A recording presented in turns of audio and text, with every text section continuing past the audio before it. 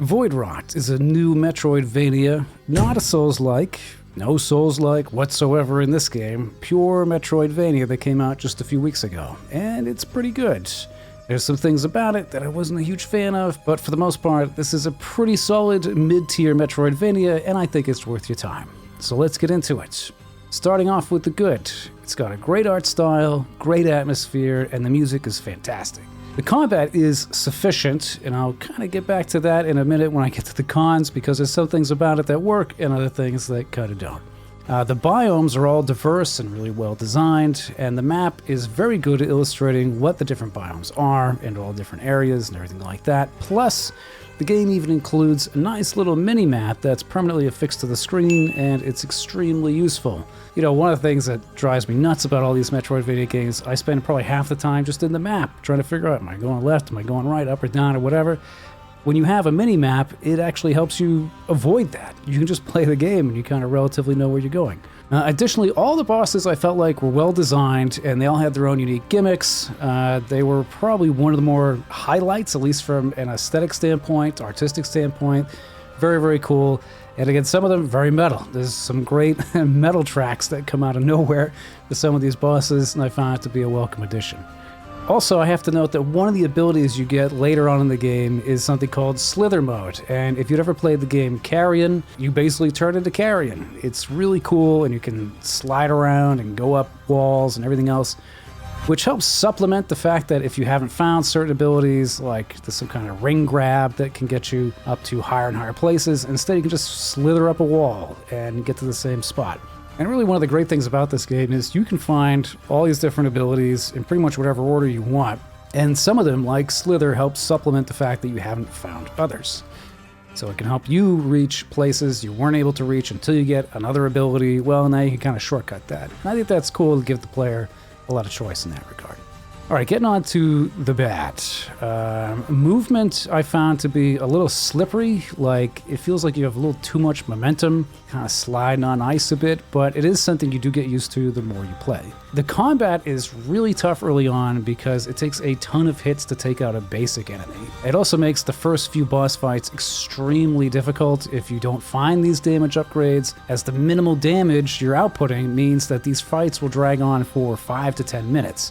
It's not to say, you know, the bosses are too challenging or something like that. It just is tedium. So the very first thing, my biggest advice is you gotta go find these blue puzzle rooms. I think there's one in one of the starting areas. Find that immediately. It'll make your life a lot easier. That's sort of a double-edged sword, though, because after getting about 2 or so upgrades, then combat is a joke. And fighting bosses, you'll probably beat them all on your first try. Another thing I thought was odd was there wasn't a parry ability to the combat, so there's no counter parry or deflect or any such thing, and I really felt like that would have been useful. That would have been pretty great in this game, but it's just not here.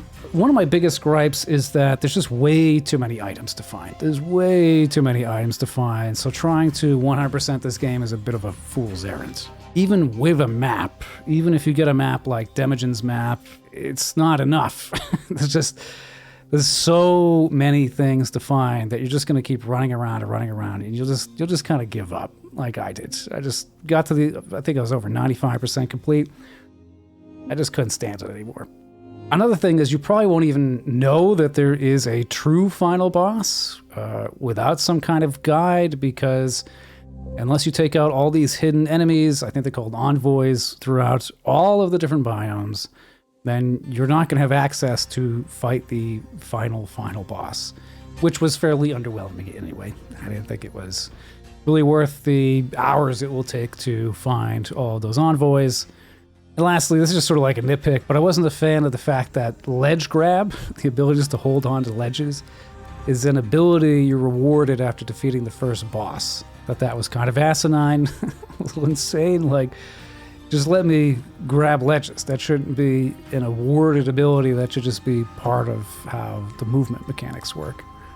So, all right, the verdict. I would say that Voidwrought is an enjoyable mid-tier Metroidvania with competent enough gameplay and enjoyable combat, even if it's a little easy after acquiring 2 or more damage upgrades. For $20, you'll get around 15 to 20 hours of gameplay out of it, though this is one of the only times I tried to 100% a game and completely gave up. Even with Demagen's map, there's just too many items to find, and I got bored attempting to backtrack through massive areas. Overall, I would give Voidwrought a 7 out of 10. It's a good game that'll keep you entertained throughout, but it's a significant grind to try and 100% all of it. At $20 or less, it's a fair price for what you're getting, though some of the quests and details are so obscure that you'll most likely need a guide or a map like Demagen's to understand different outcomes and item locations. So what did you think of Voidwrought? Have you played it or are you going to pick it up? What's your consensus? Let me know down in the comments. Well, that's all I got for this one. So thank you for watching, and thank you to my members for their continued support. And I'll see you in the next one. Now get the hell out of here.